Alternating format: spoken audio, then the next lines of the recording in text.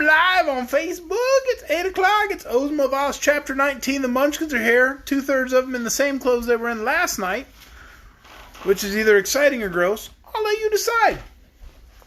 Chapter 19. There she is. There's Stinky Britches, and there's the one in clean clothes. I won't be here for a while. Yes, the stinkiest Britches, the older one, she will not be here for like the next week. She's going on a mission trip, which is terribly exciting. Here's another Stinky Britches type of guy. There he is. All right. We are ready for Chapter 19. Ozma of Oz has only 21 chapters. So we've got tomorrow night, Chapter 20, and Tuesday night, Chapter 21. And then on Wednesday, we get to start Book 4, Dorothy and the Wizard in Oz. But tonight is Chapter 19. If you'll recall last night when I sent the kids to bed, they were almost in tears because the Tin Woodman seems to be gone forever. We read a chapter called The Fate of the Tin Woodman. And guess who did not appear in that chapter? The Tin Woodman. They can't find him. They sent the Gnome King. He's nowhere in the palace.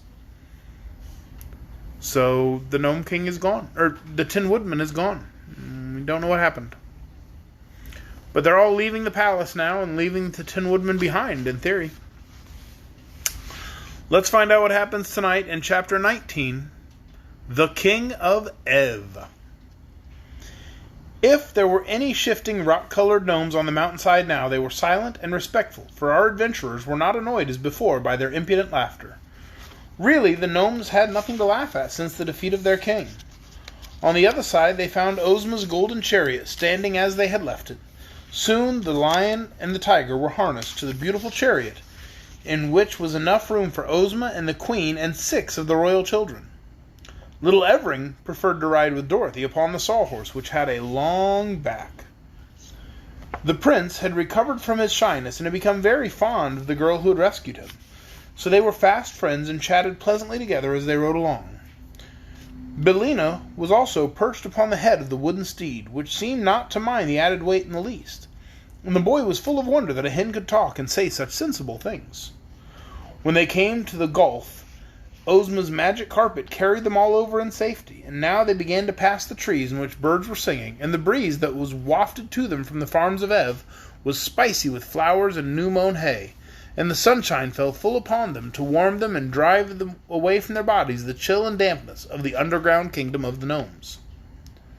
"I would be quite content," said the Scarecrow to Tik-Tok, "were only the Tin Woodman with us, but it breaks my heart to leave him behind."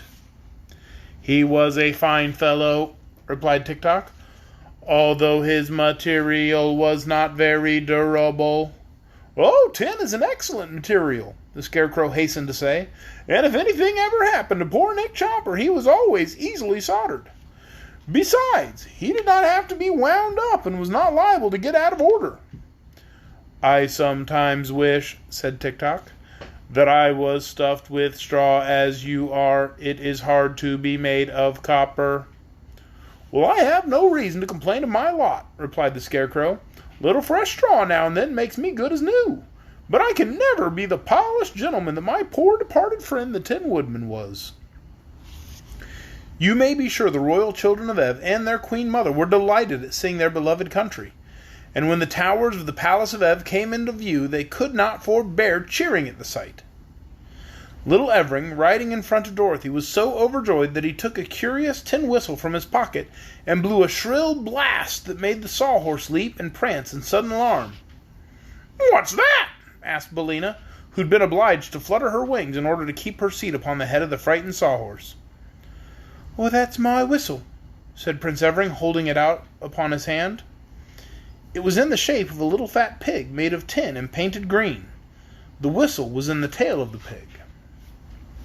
"Where'd you get it?" asked the yellow hen, closely examining the toy with her bright eyes.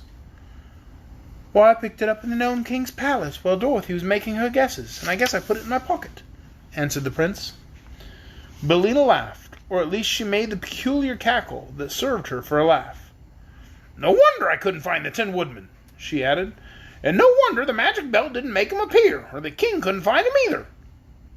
"What do you mean?" questioned Dorothy. "Why, the prince had him in his pocket," cried Billina, cackling again. "I did not," protested little Evering. "I only had the whistle." Well, watch me, returned the hen, and reaching out a claw, she touched the whistle and said, Ev! Swish! Good afternoon, said the Tin Woodman, taking off his funnel cap and bowing to Dorothy and the Prince. I think I must have been asleep for the first time since I was made of tin, for I do not remember our leaving the Gnome King.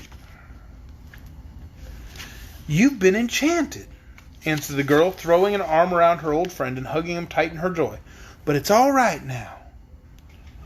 Well, I want my whistle, said the little prince, beginning to cry.